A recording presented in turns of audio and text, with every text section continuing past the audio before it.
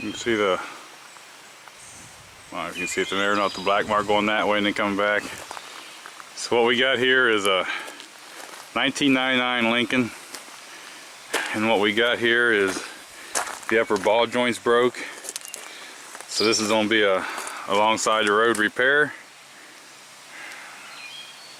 Not sure how much I'm going to be able to film, but we'll see how much we can get on here.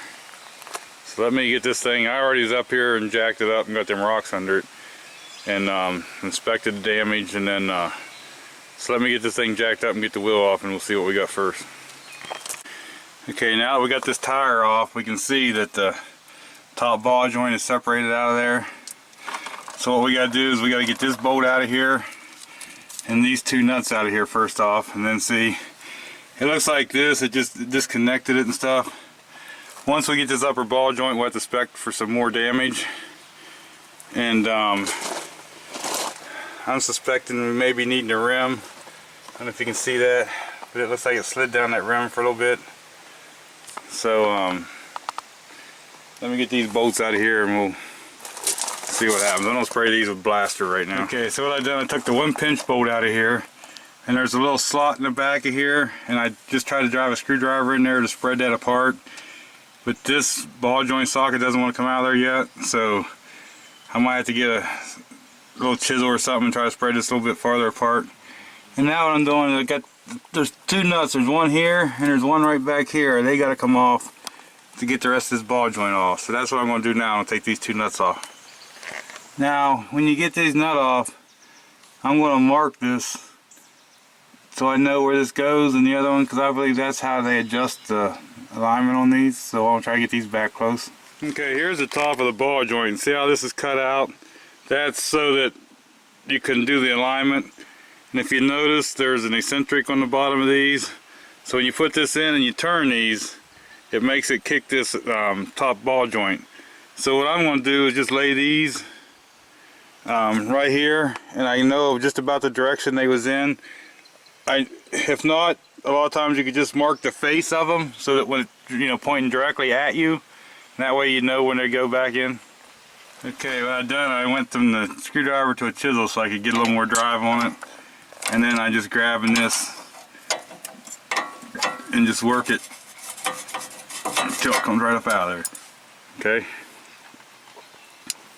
So now with that going out of there, we can make sure that hole's clean, make sure that all this debris is clean up here, and then we can start reassembling. Okay, I put the Zerk fitting in here already because this is a greasable ball joint. You always want to make sure you aim that in a direction that you'll be able to get back on it with a grease gun. So now the next thing we're going to do is simply slip this up over top here. You can do this either way. You could put this in the in here if you wanted to first, but I'm going to put it up here because I can get this up here together easier the way it was. And now I'm just going to simply take these and install them the way they was on the car.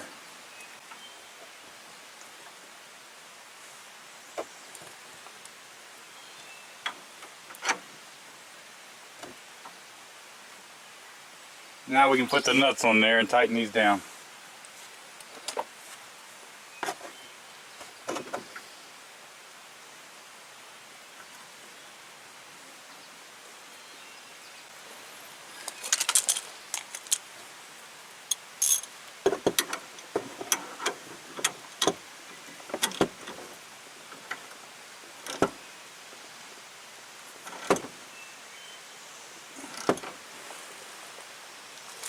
Now when you're doing this, you may need to hold these nuts in place while you tighten this up, because remember, that's what does your alignment. So you want to try to get them back in as close as they can to where they originally was. Okay, what I got here is a jack underneath the A-arm. We're going to jack this up. As I jack it up, I'm going to guide this right up on here.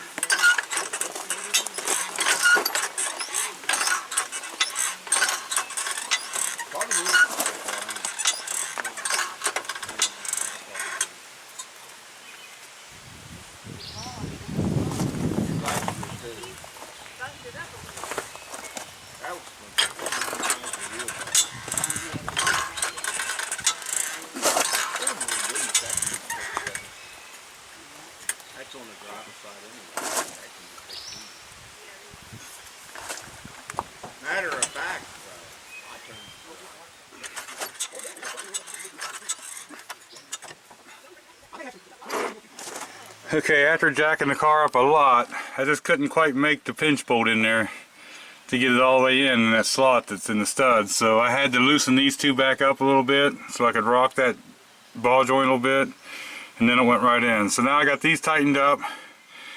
I got these nuts turned just about the same way they was before.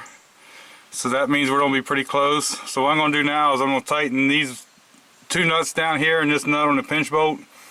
And then I'll grease this, and then we're going to put the space saver spare on there for now to get this back to the guy's house. Alright, we ran into a little issue that I should have seen. I didn't. See that bolt? The head right here sticking up on top. It had a square headed bolt in there before. Now I know you're supposed to use a new pinch bolt every time, but it looks like we're going to have to use the old one on this one just because I need to go get it in there. Okay, and as you can see, this had a regular headed bolt, and I needed the square for the pinch bolt. It's harder and harder to get parts that fit anymore.